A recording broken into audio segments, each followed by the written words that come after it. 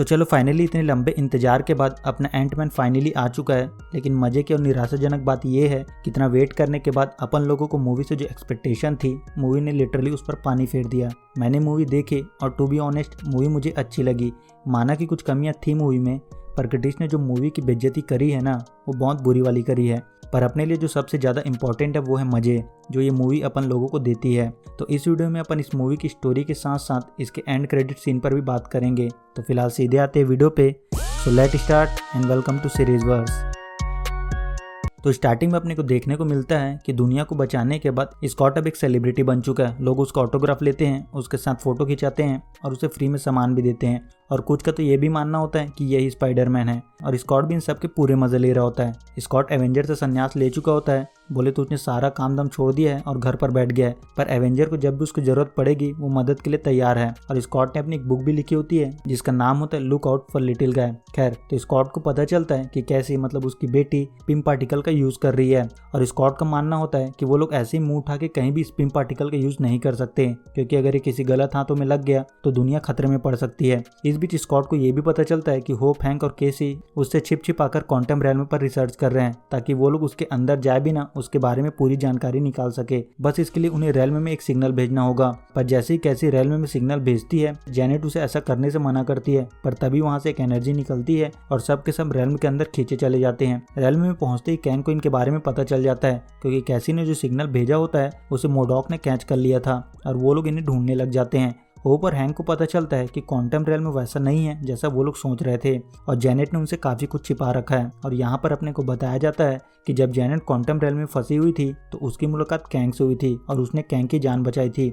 Janet को लगता था कि कैंग एक ट्रैवलर है, मतलब कैंग ने उसे यही बताया था। कैंग के पास एक स्पेसशिप होता है जो उसके दिमाग से चलता है और उसका यूज करके ये दोनों रेल में से बाहर निकल सकते हैं। पर उसे चलाने के लिए एक क्रिस्टल ऑर्ब की जरूरत होती है जो कि न्यूरोकाइनेटिक एनर्जी से चलता है। काफी साल मेहनत करने के बाद कैंग और जेनेट मिलकर ऑर्ब को रिचार्ज करने में कामयाब हो जाते हैं। पर जैसे ही जेनेट ऑर्ब को टच करती है, उसे पता चलता है कि कैंग वो नहीं है जो उसे समझ रही थी। वो कोई ट्रैवलर नहीं है, बल्कि उसे उसी के वेरिएंट ने यहाँ कैद किया है, क्योंकि उसने बहुत से यूनिवर्स को तबाह किया है और हो सकता है उसका अगला निशाना अर्थ हो। तो जेनेट अपनी दुनिया को बचाने के लिए पिम पार्टिकल का यूज करके कोर को बड़ा कर देती है, जिससे कैंग हमेशा के लिए क्वांटम रेल में फंस जाता है। और तभी से जेनेट कैंग से भागती फिर रही है, और इसलिए कैंग जेनेट और उसकी फैमिली को ढूंढ रहा होता है ताकि वो पिम पार्टिकल की मदद से कोर को छोटा कर सके और यहाँ से निकल सके। जेनेट को पता होता है कि कैंग उन्हें ढूंढ रहा है, इसलिए वो हेल्प के लिए अपने फ्रेंड के पास पहुंचती है और इसका नाम होता है क्राइलर। और जेनेट क्राइलर से हेल्प मांगती है कि वो उसे और उसकी फैमिली को यहाँ से बाहर निकलने में मदद करे। पर क्राइलर जेनेट को बोलता है कि कैंग को उसके यहाँ होने का पता चल चुका है और उसे कैंग को वो दे देना चाहिए जो उसे चाहिए, क्योंकि आज नहीं तो कल वो उन तक पहुंच जाएगा। और उसे अपनी बात मनवाना बहुत अच्छी तरह से आता है।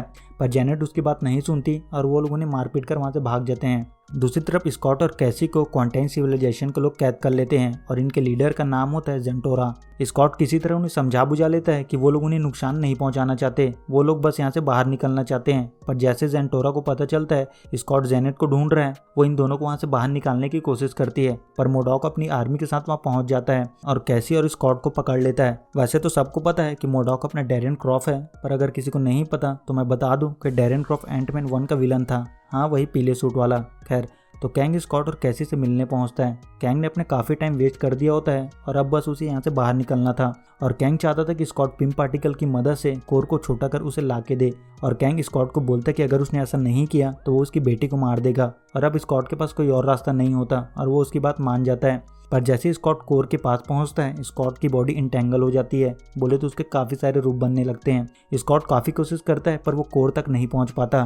पर बंदे की किस्मत अच्छी होती है कि होप उसे ढूंढ लेती है और ये दोनों मिलकर जैसे तैसे करके कोर को छोटा कर देते हैं। जेनेट और होप नहीं चाहते थे कि स्कॉट कोर कैंग को दे दे, पर इनके चाहने ना चाहने से कुछ नहीं होता वही है जो कैंग चाहता है। कैंग वहां आता है, इन्हें मार पीट कर उस कोर को ले जाता है और साथ ही जेनेट और कैसी को भी। जिसके बाद कैंग कोर का यूज करके अपनी शिप को स्टार्ट करता है। बट इस बीच कैसी और जेंटोरा किसी तरह अपने लोगों तक सिग्नल भेजकर उन्हें ये यकीन दिलाने में कामयाब हो जाती हैं कि ये सही टाइम है कैंग के ऊपर हमला करने का और उसे हराया जा सकता है। आगे कैसी और मोडॉक की लड़ाई होती है और कैसी मोडॉक की बैंड बजा देती है और कैसी उसे बोलती है कि जो करना है वो करो, बस इस तरह गुलाम बनकर मत रहो। बेसिकली वो बोलती है कि वो उनका साथ दे। जिसके बाद स्कॉट जाइंट एंडमैन बनकर कैंग के ऊपर हमला करके कैंग के प्लान को बर्बाद कर देता है। इस बात से कैंग काफी चिढ़ जाता है और सबको मारने लगता है। कैंग बोलता है कि उसने ये सब बहुत झेला है और उसने बहुत सी लड़ाइयाँ लड़ी है, तो ये सब उसके लिए नई बात नहीं है।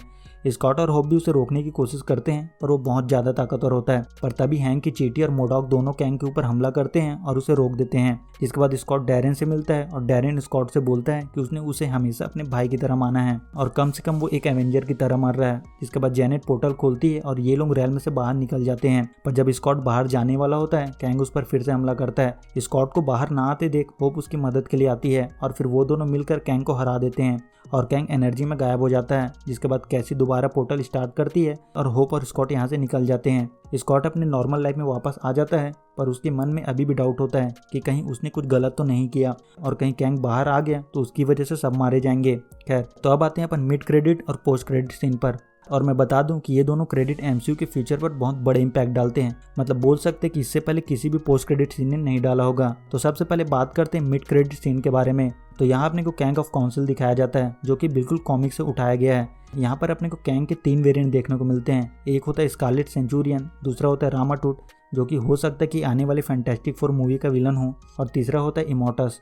और तीनों बात कर रहे होते हैं कि जिस कैंग को उन्होंने एग्जाइल किया था एवेंजर ने उसे मार दिया है। मतलब इन्हें अब मल्टीवर्स के बारे में पता चल चुका है और अब वो मल्टीवर्स को छूने की तैयारी कर रहे हैं और वो मल्टीवर्स को ब्रेक कर सकते हैं।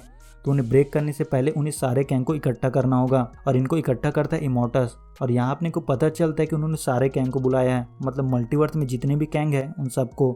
और ये जिस पोर्टल का यूज़ कर रहे होते हैं ये टेक्नोलॉजी होती है रीड रिचर्ड वाली जो अपन ने मल्टीवर्स ऑफ मैडनेस में देखा था। और अपन देखते हैं कि सारे के सारे कैंग यहाँ पर चिल्लम चिल्ली कर रहे होते हैं। ये लोग तैयार है एवेंजर पर हमला करने के लिए।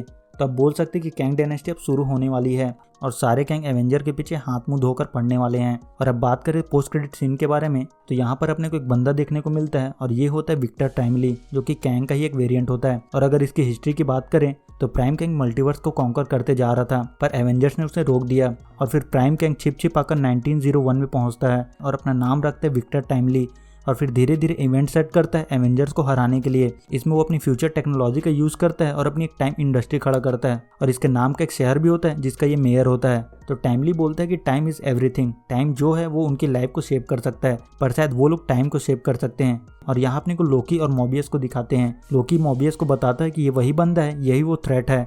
मोबियस बोलता है इतना आराम से तो खड़ा है और ये तो कुछ भी नहीं कर रहा है तो ये थ्रेट कैसे हो सकता है, पर लोकी बोलता है यही है। और इसी के साथ मूवी यहाँ से खत्म हो जाती है। तो इसी के साथ इस वीडियो में इतना ही। तो वीडियो को यहीं रैप अप करते हैं। सी यू इन नेक्स्ट वीडियो, तब तक के लिए गुड बाय।